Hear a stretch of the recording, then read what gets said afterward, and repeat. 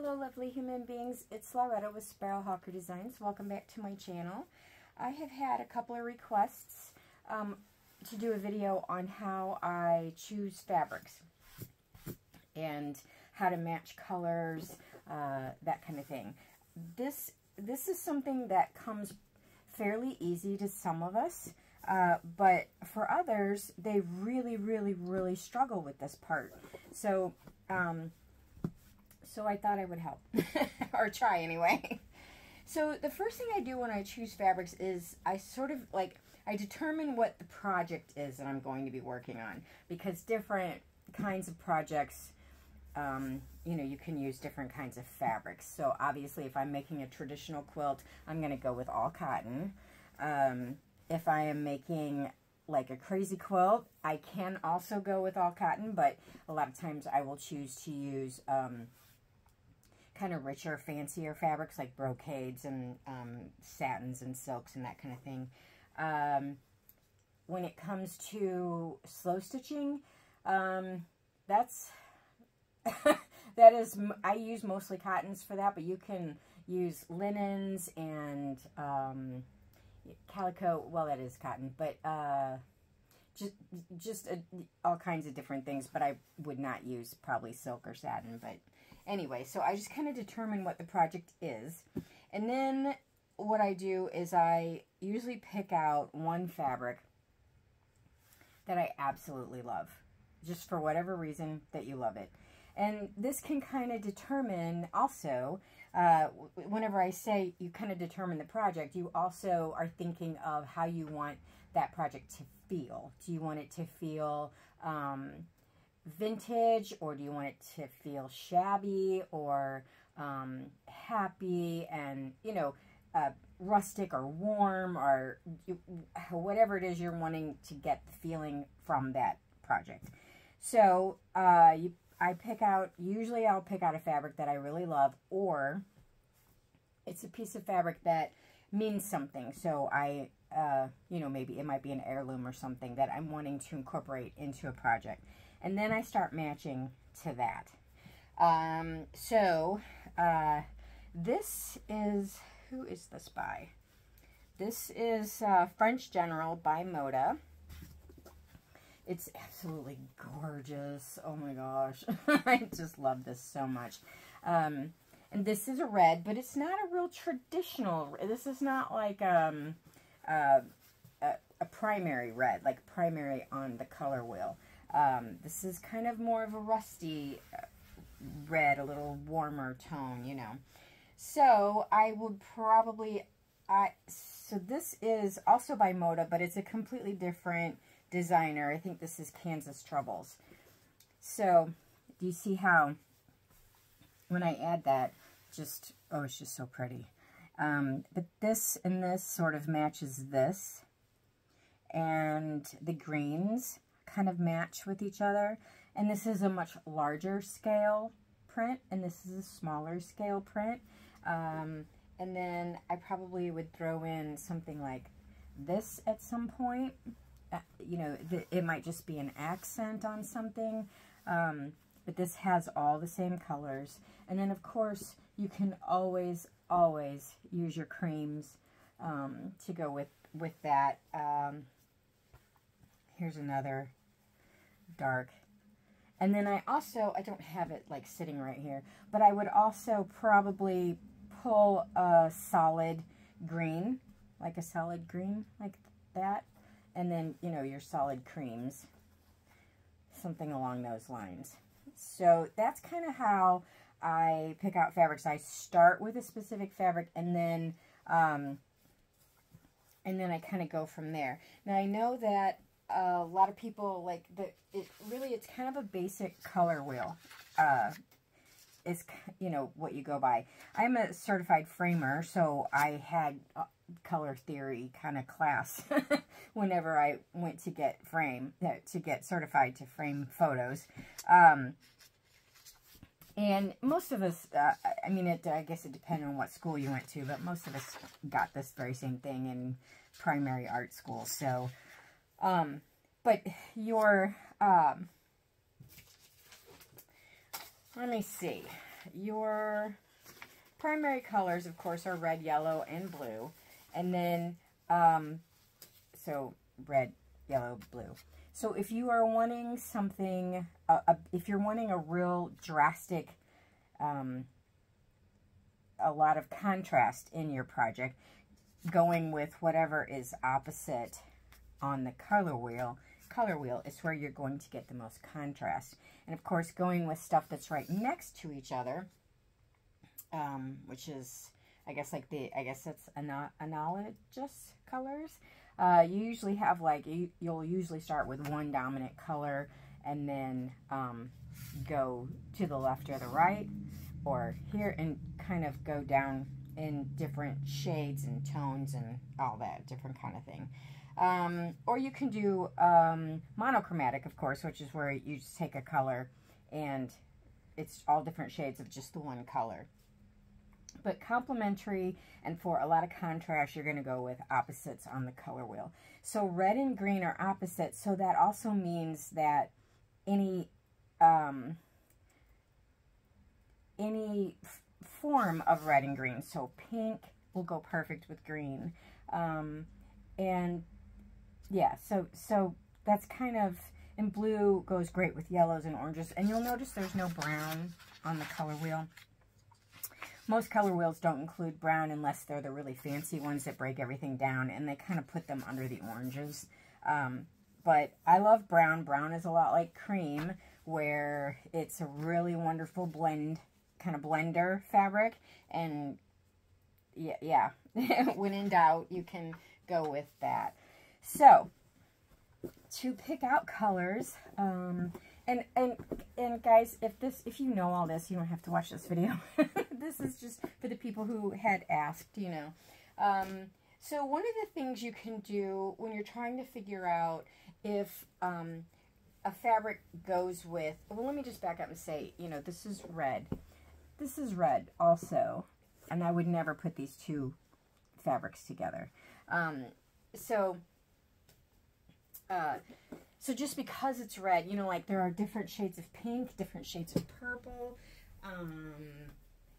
and, you know, some have more red, some have more blue, and it can really make a difference if you're trying to, you know, match something up. So like this is pink. This is pink. But, you know, they're two very different pinks. Now, this pink these pink flowers would go great with this, but not as much with that one. So, purples and blues are the same way. You can get, this is a much more orangey pink. This is a much more purpley pink. It's got more blue in it, I guess. But here's a good thing you can do. Find a piece of fabric that has a lot of different colors in it. So you can see that this piece of fabric has like teal, two different kinds of teal. Actually, this is probably more blue, and this is more teal. And the purple and the green, and then this really dark kind of magenta stripe, which really kind of stands out. So that shows you these are all kind of next to each other on the color wheel. All of these, like between here and here, well, even the purple, are all next to each other on the color wheel. So anytime, if you're curious, a lot of manufacturers have already done the work for you. You know, they've already shown you what goes well together. And then some of your quilt manufacturers, they do these are called jelly rolls, and you also have little charm packs, which are like 5" by 5". These are a blessing and a curse, okay? So these are 2.5" strips. Oh my gosh, I'm going to cut this. I'm going to open this. These are 2.5" strips, and this is every single fabric put out in this specific line. So this is Chambray Rose, Wyndham Fabrics by Whistler Studios. So what they do is they literally put a couple of strips in here of every single fabric in the line, okay? And when you go to like a fabric store or quilt shop, they don't always they don't always buy all 25 fabrics or however many there are. Some quilt shops, they might only buy, you know, one large print and 4 or 5 others, you know. But the reason these can be, so you'll notice they do large scale print, small scale print, and then even smaller. Then stuff for some, this is more for a contrast. This kind of reads as a solid. So does this. So do these, especially from far away. They kind of read as a solid. And then your stripe, which is some contrast, right? So these are great because all your work's done for you, right? Everything's already matching. It's all matchy-matchy, right? The problem with that is that you literally cannot, with this kind of, with this particular color scheme here, this purple and this blue is so different. This dye lot is literally for this line of fabric that it's really difficult to match these up with anything else. So if you only have one of these and it's not enough to make a big quilt, good luck finding something from some other line to mix in there. Now, obviously, you can always go with your handy-dandy creams or gray. I would probably go with a gray, actually. A gray tone in here. Or yeah, the creams. That would be pretty much your only choice because this is so specific dyed that, yeah, it would be difficult. So, anyway, that is, so the only other thing I was okay, this is hard for me to, so when I was talking about pinks, this is, I have like all these scraps, you know, this is a pink, this is a pink, but so is this, and so is this. They don't go together. You know, you can kind of tell by looking that they don't really go together, even though they're all pink. So, when I'm picking out fabrics for a specific project, like I said, if I have a fabric that I start with, whatever the tone for this is what all of my matching fabrics are going to be as well. So if I chose this fabric, I probably could use this. I probably would use a bright white as well. And I probably could use that. Even that's getting a little on the peachy end. And that maybe. So that's what I'm saying. And then like, and this is very bright and happy, where this is much more kind of Victorian, turn of the century, kind of pink. And what's like, this is pink as well, but look how purple that is compared to, you know, and yet they're all pink. So I kind of try to keep in that same school of like the feel of the look of the fabric, if that makes sense. And you know what? If you want to just go all scrappy, then go all scrappy, and it doesn't matter. Like, you can pick anything you want. I have a pretty good example. Here's an old quilt top from, I don't know, 1940 or so. And so look at look at these fabrics. These are the one thing like, these do not match at all, but it's okay. On this quilt top, the centers are all the same. They're all from the same piece of fabric. And she's gone super bold with every one of her choices. There's no pastel in here. There's no, she hardly has any small scale prints at all. This one kind of is. But everything and every one of these, and every one of these fans on here is like this, or I'm sorry, plate, Dresden plates. Oops, Sorry, I just knocked my camera.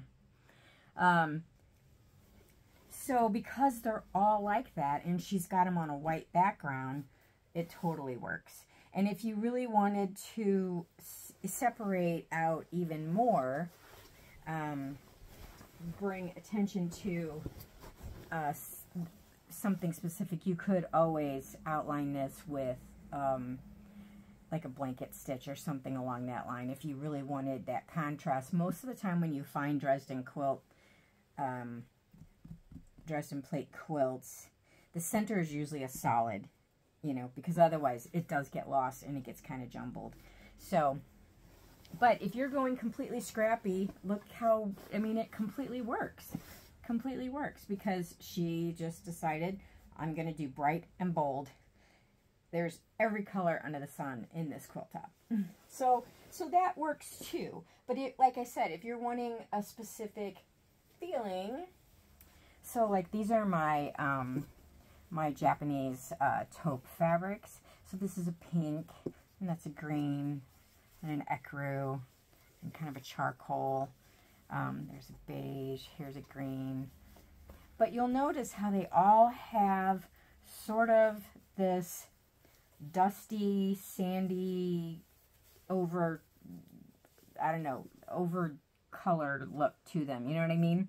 Like none, you know, these all, and they're all either plaid or small scale dots like these, you know. So I'm going to probably, these are some of my Japanese fabrics.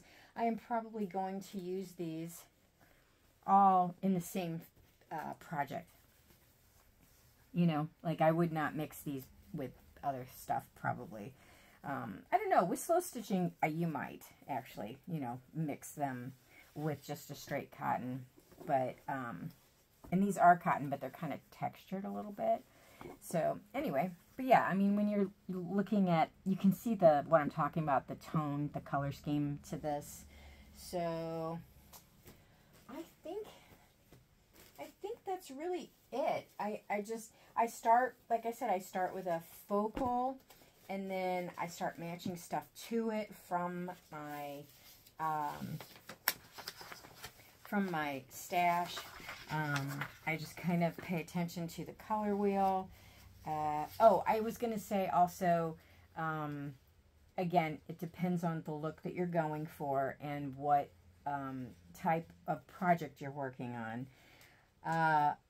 But I have noticed that like 2 to 3 colors, 3 to 5 colors at the most, unless of course you get a fabric that's got, you know, multicolors in it. But it gets kind of, it's hard to achieve like a visual balance if you're using too many colors or too many different fabrics.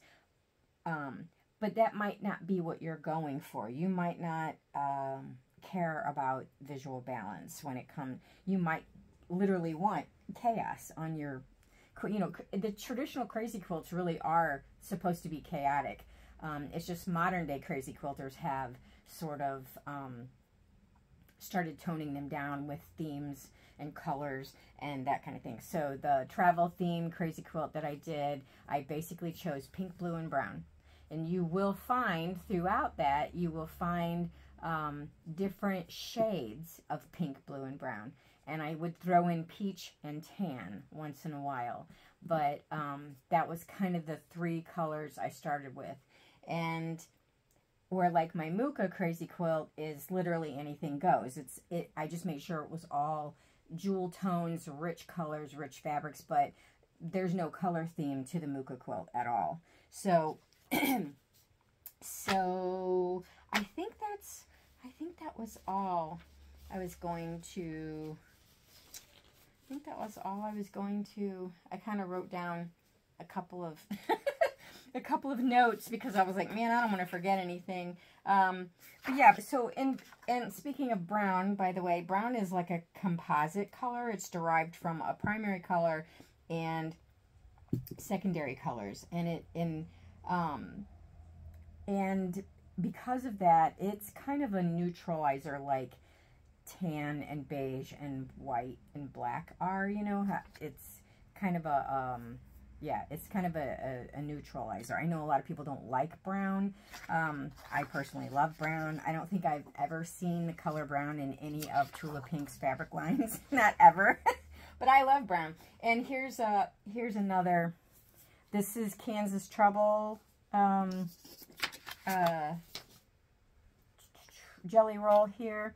And their color scheme is done so that any of their other lines of fabric that they have ever created will match in tone and color. So they might have a completely different large scale print or whatever. So you can see this kind of goes from tan to brown to burgundy to green to blue. Oh my god, I love that. Anyway, so yeah, so theirs is manufactured in such a way that any of their other former lines that they've ever put out, if you have yardage of that left over, will kind of match this. And you can, you know, like I could probably even work in something like this. But yeah, so not that this is what you're going to have if you're doing slow stitching, but this is just what I had on hand to use as an example. So anyway, so like I said, the first thing I do, look at all this fuzz. First thing I do is pick a focal, well, the first thing I do is decide what kind of project I'm getting ready to work on. And then I kind of decide like the tone and the feel that I'm going for. And then I pick out a focal fabric, and then I just start matching fabrics to it. And if that's the part that trips you up, if that's the part that makes you nervous, then, you know, get out your color wheel and don't be afraid to use that. So anyway, but yeah, so that, and then like I said, fabrics that already have multicolors in them, you will be able to see like the manufacturer has chosen what colors go with each other, you know. So that's a way to look at it too. I think this was the one I had used for that example. You know, this is a great example of using colors next to each other on the color wheel. So anyway, all right, I hope that helped. And I hope that helped. And thank you for watching. And if you knew all this already, then maybe you just stuck around anyway. So, okay guys, I will talk to you later. Bye-bye.